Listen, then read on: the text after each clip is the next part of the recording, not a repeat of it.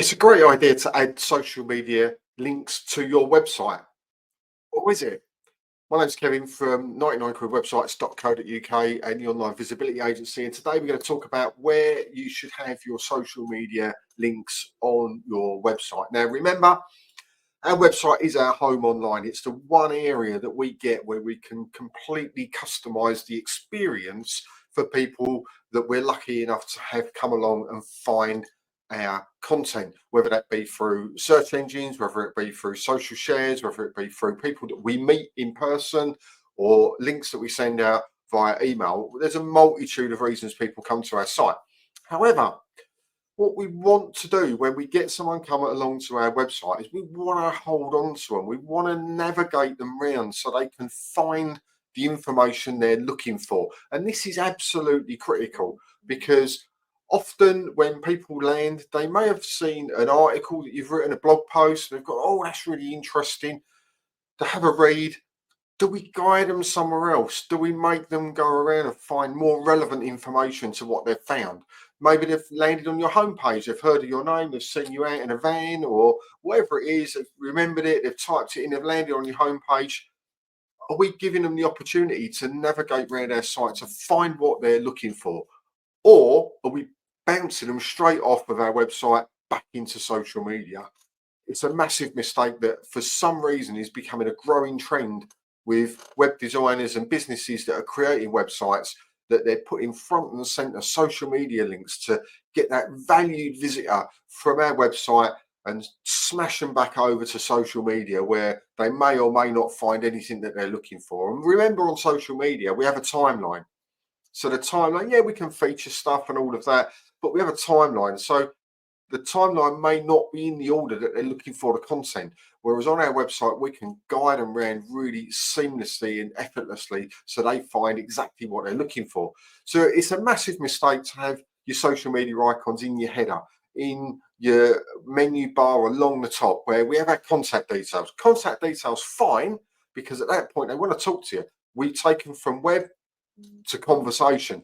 Absolutely perfectly the right thing to do. Taking them from your website to social media, absolute don't do it. It's a disaster for you, and it means that they're just not happy with what is going on. And it almost feels like we're devaluing their effort to come to us because we're saying, well, we're not quite good enough for you on our website. Here, I'll bounce over to LinkedIn or to Facebook or to Insta or wherever it is you may take them, Threads these days, or TikTok or one of those things. So putting them in your menu bar at the top, it's a real big no, because they're not even likely to have digested any of your content at that point before we're showing them a way out. We're showing them the door in effect, and that's not a great experience for them. So if your web designer says put it in the top bar, unless they can come up with a plausible reason that I've not yet heard, and I haven't heard one at all for this, then put it somewhere else. Where else can you put it? I hear you all cry. Well, here's the thing. You can put it in the the footer or the bottom of the website, because at that point they've read the page, they've scrolled through your content to get to that point. So that's okay if you take it down to the bottom there. Absolutely fine. Maybe they've read a blog post, they've had enough, that's all they wanted to do. They don't really want to go anywhere else, they're just interested in that article. But they've found you through search, they haven't connected with you in socials. Yeah, lovely article, really like it, not ready for anything else right now, but I'd like to bookmark this website and follow you on social media. Absolutely perfectly fine. So in the bottom, so in the footer, the bottom bar of your, so the very last bit of your website, put them in there, put them as little icons so people recognize instantly what they are.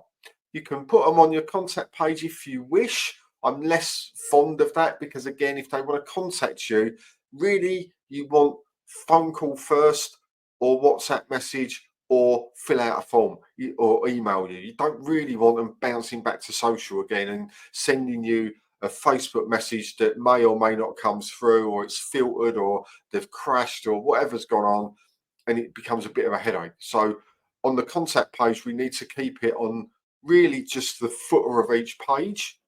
And even on the contact page, it will be on the footer anyway. Because if you do a global footer, which you should be doing, it's going to be on the bottom of every page anyway. You don't need it anywhere else. You don't need to ram it down their throats. Don't be loud and proud. Oh, look at my Facebook thing. I'm going to send you over there.